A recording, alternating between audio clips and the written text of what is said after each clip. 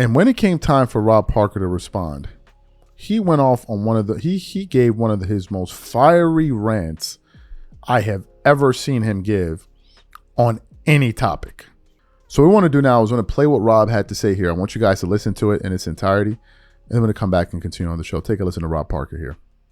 Every major basketball-related job that Austin Ainge has ever had in his career has been with his father. So, guys, here's the question. Why is it that Bronny James is the poster child for nepotism while Austin Ainge seems to fly under the radar? And again, my point then was, Rob, this happens all the time in life. No, it doesn't. And it doesn't. It happens. It does literally not. just happened right there. It's the craziest thing I've ever heard. Between working a job where people do nepotism is bad. So I'm the first one to say it. What Danny Ainge is doing is bad. Nepotism is bad. A lot of companies won't even allow it because it is bad. I don't believe the Utah Jazz should hire Danny Ainge's son. So I'll be the first one on the record. But when it comes to athletics and you having to compete to get on the field, the reason that this country is 70% white and the NBA 75% black is because you have to earn your way onto the field.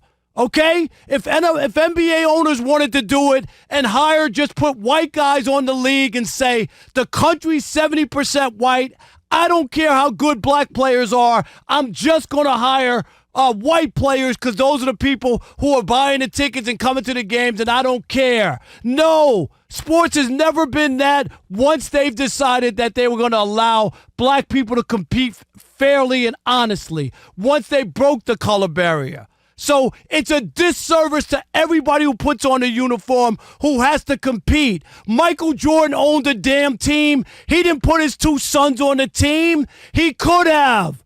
Jerry Jones owns the Dallas Cowboys. He could have put his sons on the team and said, what does it matter? They're only the last guys on the end of the bench. People would be outraged. It's a disgrace. Anybody who's ever played sports and had to compete for a spot, for a guy to put their kid on it, it happens all the time, and it's wrong. It's wrong in Little League. It's wrong in high school. It's wrong in college. And it's wrong in the pros.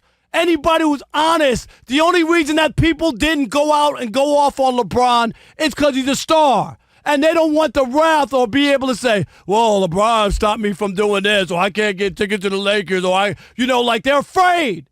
If this was anybody else, if this was anybody other than LeBron James, he'd be ridiculed trying to get his son in the NBA. We saw it down with Urban Meyer trying to get Tim Tebow a job as a tight end. Right? His next door neighbor, his friend. And the player said, F no, he's no good. There's 20 kids in college who played tight end who deserved that job. And what happened? Tim Tebow didn't get a job because it wasn't right. And Bronny's not right, and he proved this year he's not ready. He's not ready for the NBA. He's a marginal player at best. I refuse to sit here and act like it's okay. It ain't the same thing as a job. If I own a store or I own something, that you people hire people all the time. It still ain't right. I just said that from the jump. Okay. Nepotism ain't right. Okay. Unless you own a family store and you can hire whoever you want if it's your business. You can. Well, first off, the Lakers are a family business. Let's start there. So you heard what Rob had to say. This is a tricky one. Okay? This is a tricky one. Because there are many ways to look at this situation here.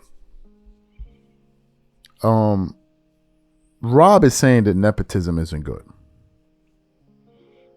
He doesn't believe that it's good fundamentally.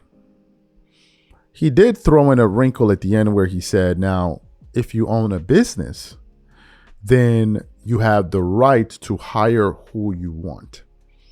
But he also spoke about some of the pitfalls with that as well, where is you hire people, you may be hiring people like family members. It may not even be your kids. It just may be like family members, people that are related to you that may not be qualified for those positions rather. And you go ahead and give them a job over somebody that's more qualified. And next thing you know, it's a total mess. There's a story that took place in Nigeria a number of years ago where the former CEO of a pretty prominent bank called Diamond Bank bequeathed his business to his son. And the moment his son took over the business, within a few years later, the bank totally collapsed and it ended up being bought out by Access Bank, right? So that was an absolute disaster. Where you've had situations where kids were given positions in their parents' companies, they weren't qualified for it. Maybe there was a little bit of entitlement that was in there, and they felt like, well, this is my right and all of that. And you go in there, you give them a job that maybe somebody else may have been better suited to be in, right? A position that they have been better suited to be in. In the case of the Lakers, is a little bit different because in the case of the Lakers, LeBron doesn't own the Lakers. So it's not like as if LeBron has a company in which he employed his son. That'll be a different thing, and I don't think it would have made as many headlines.